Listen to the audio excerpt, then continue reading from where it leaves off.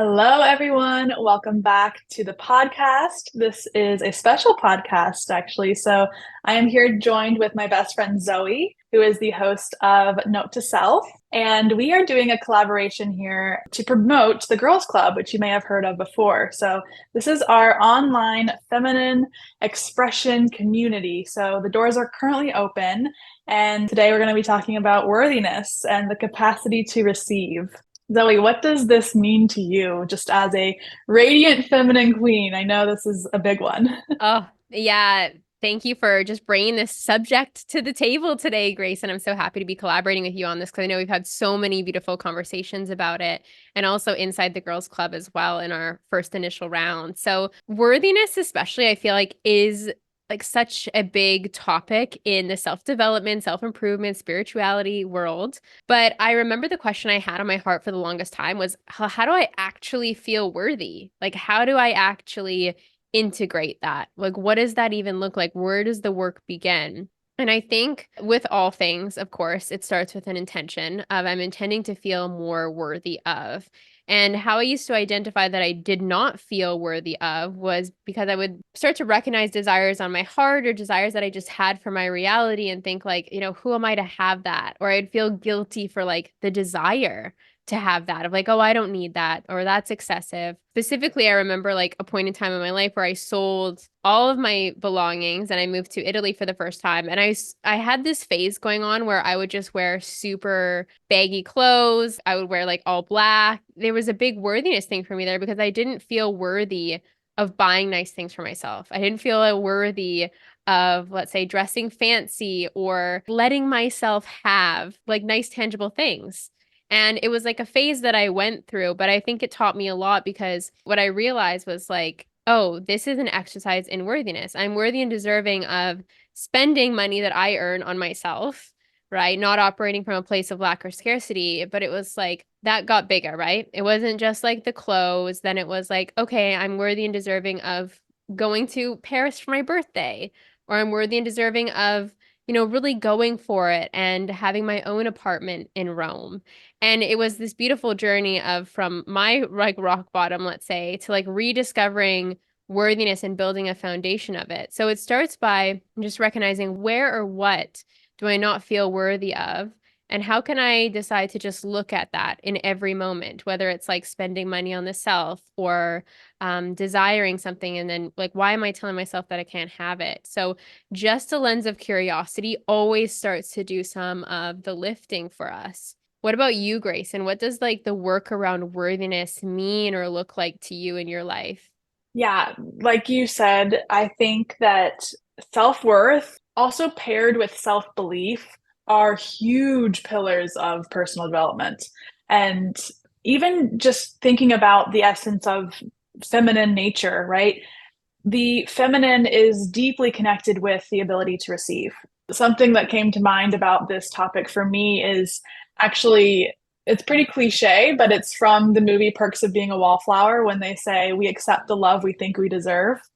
And what I find in my own human experience that this practice of self-worth is ongoing. And I'll have seasons where I'm super deep in it and I feel super worthy and then not as much anymore. And so what that means to me is if I neglect my self-worth, it does diminish, right? So this is an ongoing practice that I feel like I'm taking care of a flower or I'm taking care of a pet or a baby. It needs to be nurtured. And that's tied with my sense of self. It's tied with my connection to my feminine nature. When I think about capacity, right, like the capacity to receive, it, visually speaking, to me, it looks like a dial that can span up to 180 degrees. Let's place that dial for a second, like in your heart. So we're talking about the capacity to receive love, right? So, like, what is that angle like?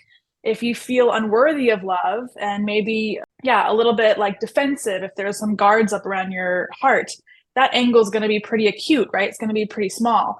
But let's say you have a daily gratitude practice. Let's say you are just kind of giving for the sake of giving without expectation or attachment. That angle or that on that dial is going to be really expanded and like obtuse.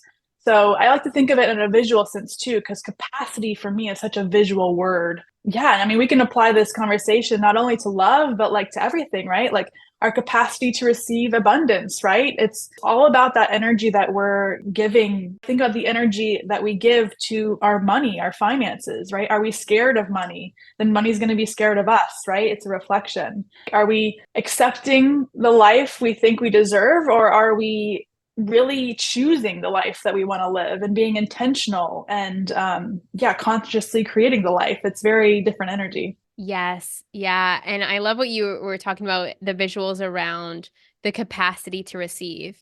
Also, just identifying that it all starts within us. How much are we willing to give to ourselves? Do we know how to actually give to ourselves? Do we know how to self-source and give ourselves or answer to our own needs? Because it's also in that that we open up with our capacity to receive. It's like what you might hear around, in order to attract love, you've got to know how to love yourself first to attract healthy love, let's say, into your life. And that's been the case for me. Is there was a long journey of really coming to understand what it means to love myself, but then the external results have been effortless because of that. And with the capacity to receive, what I found too is that we all may have heard or can identify with, your worth is by birth, right? It's not tied to your career or how much money you have or your success. But the identity from time to time likes to get locked up in that. And sometimes that creates walls of resistance around our capacity to receive. But by keeping that curious mind and questioning the self, by asking, like, how can I give to myself with what I have right now, with the energy that I have right now? We can start to melt those walls. Also, we can start to accept that the external reality is always giving to us, right? Or the earth is always giving to us, right? Nature is always giving to us. And when we start to shift our perspective, that too can expand our capacity to receive, because we recognize, wow, like I am so supported. I'm willing to see things differently. Instead of being willing to see how things are not going in my favor, or how, I can't get what I want, or it's just going to be too hard, or it's too far away, we can start to create some spaciousness between those intrusive thoughts and belief systems and create space for new ones by just allowing ourselves to see the world around us and how we are always provided for in beautiful and abundant ways. One Bwiti teaching that I really love, that's from like Iboga plant medicine, is from the moment we are born, the earth provides us with everything we could ever possibly need, right? Water,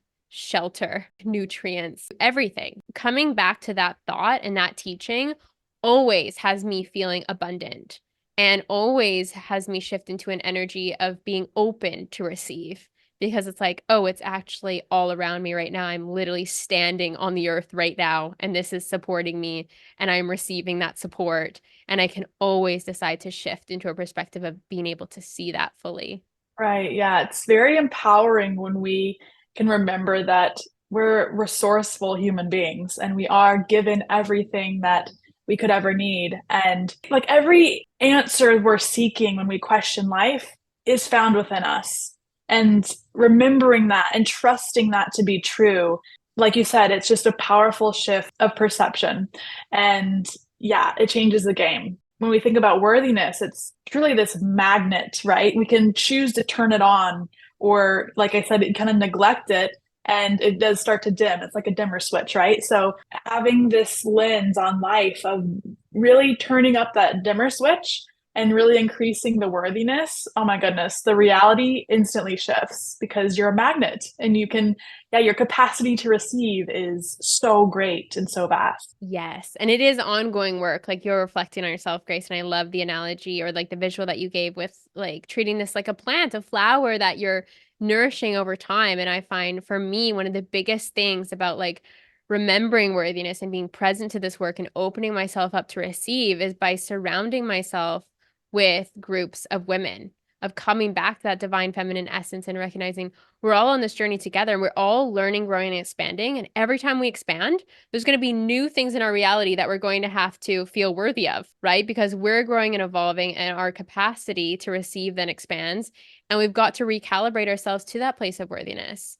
And what better way to do it than by surrounding yourself with like-minded individuals who are on the same journey doing that same work? For me, it's like it requires like a safe space to come back to have these types of conversations, to have these deep dives, and just really like normalize and remember that like this is a part of life. This is a part of the journey, and I'm willing to show up and do that work. Exactly.